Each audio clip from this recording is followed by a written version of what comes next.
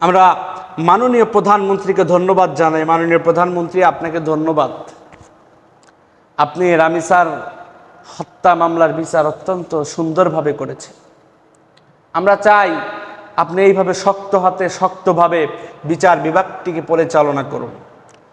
যত রকমের মামলা আছে, বিশেষ করে ধর্ষণ মামলা, হত্যা মামলা, এই সমস্ত কিছু আপনি নিজের হাতে শক্তভাবে এগুলো প্রতিহত করুন।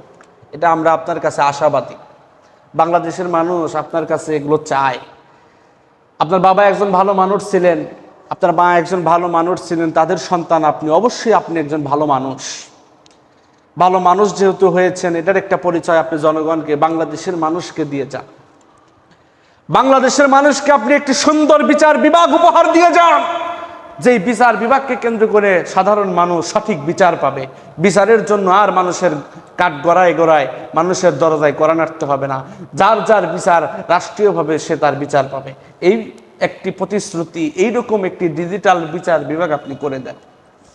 এটা আমরা আপনার কাছে আশাবাদী।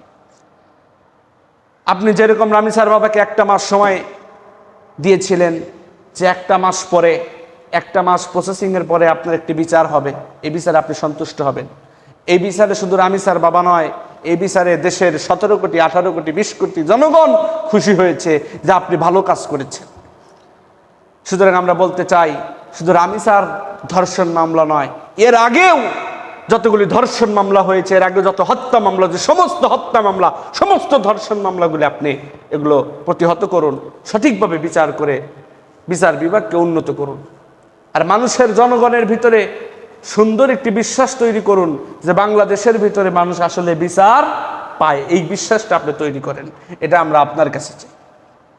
আল্লাহ আপনাকে সেই তৌফিক দান করুন।